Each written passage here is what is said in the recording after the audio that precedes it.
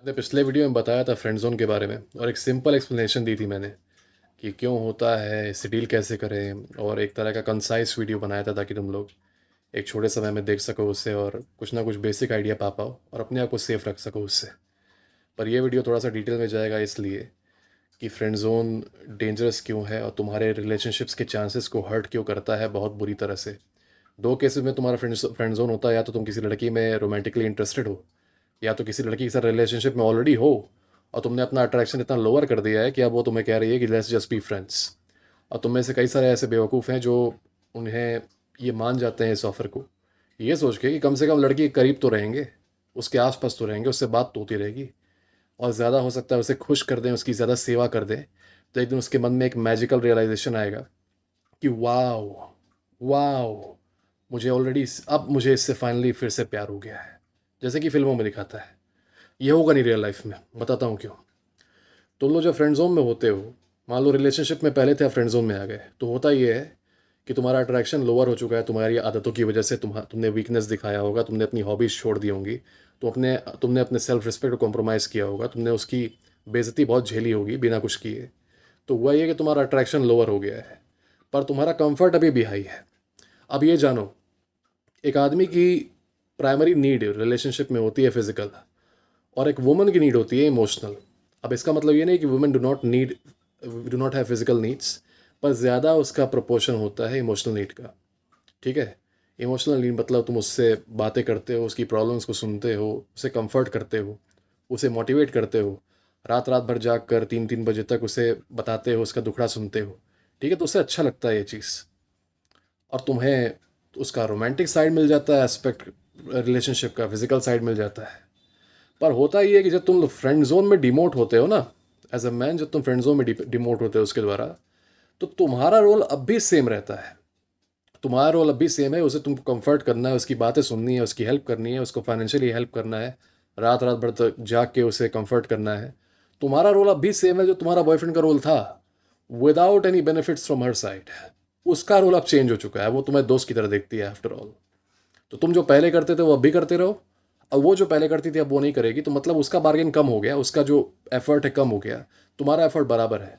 अब ये एक बात मुझे बताओ, अगर वो उतने ही एफर्ट पे वही बेनिफिट तुमसे ले सकती है जो पहले ले रही थी, तो क्या वो फालतू में तुम्हें प्रमोट करेगी बॉयफ्रेंड के स्टेटस पे? हम लोग हमेशा ये कोशिश करते हैं कि हम लोग को लो एफर्ट डालना पड़े और हाई आउटकम मिले। पहले वो तुम्हारी गर्लफ्रेंड थी, ठीक है, तो you got the girlfriend benefits.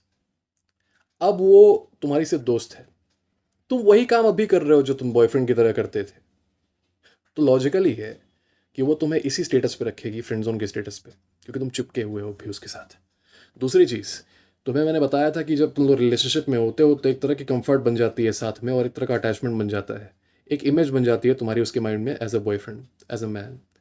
लेकिन जब तुम फ्रेंड जोन को एक्सेप्ट करते हो तो 1 महीने बाद, 2 महीने बाद, जब ऐसे रहते हो लॉन्ग टर्म, तो उस लड़की की जो माइंड में इमेज है तुम्हारी एज अ बॉयफ्रेंड, वो गायब हो जाती है और फिर वो बस फ्रेंड वाली ही इमेज रह जाती है। वो कंफर्ट पा लेती है इस डायनामिक में कि तुम और वो अब फ्रेंड ही रहोगे। ऐसे में उसे वापस पाना नेक्स्ट टू इम्पॉसिबल हो जाता है, क्योंकि अब वो तुम्हें फ्रेंड की तरह ही देखती है। ठीक है।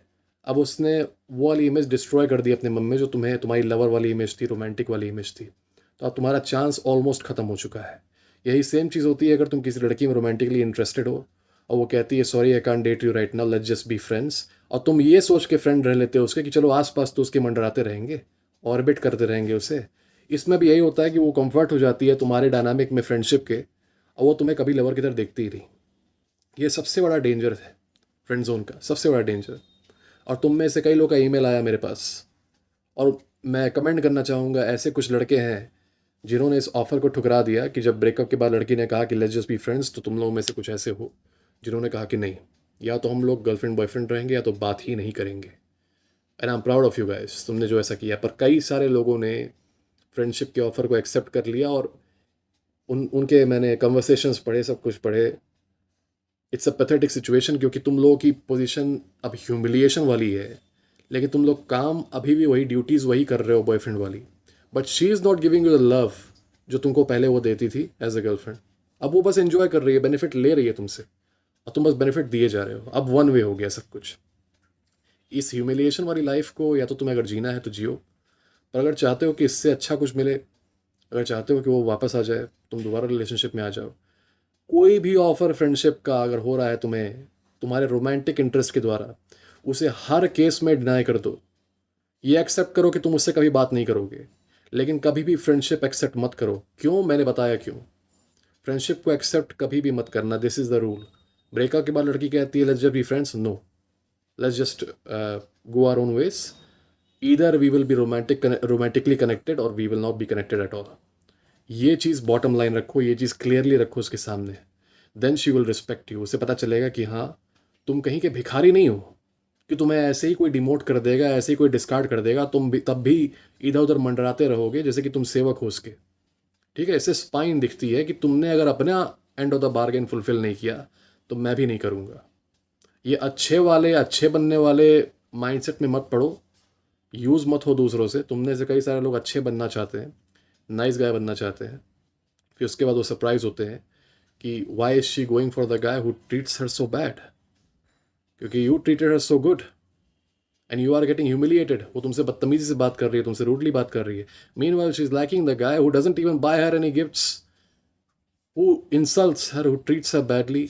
बल्कि उसके बारे में वो तुमसे रोती है रात को, और तुम सोचते हो कि तुम उसे कंफर्ट कर दोगे रात में और ये बता दोगे कि तुम कितने अच्छे हो, तो फिर वो सुबह उसे छोड़ देगी और तुम्हारे पास आ जाएगी। फिर तुम सुबह देखते हो उठ के कि वो उसी लड़के के साथ घूम रही है जिसके बारे में तुमसे रो रही थी। कुछ नोटिस कर रहे हो यहाँ पे पैटर्न? वो जो लड़का है ना, वो ना शुरुआती केस में और ना ही बाद के केस में कभी उसकी फ्रेंडशिप एक्सेप्ट नहीं करेगा। He will simply move on to another girl. वो कहेगा ठीक है, कोई बात नहीं, मैं दूसरी लड़की डेट कर लूँगा, तू जा अपने अपने वे जा। ठीक है, तो अपनी सेल्फ रिस्पेक्ट को ऐसे कॉम्प्रोमाइज़ मत करो। इस नेगोशिएशन में अगर आ गए हो फ्रेंड जोन के, तो एक ही जवाब होता है नो।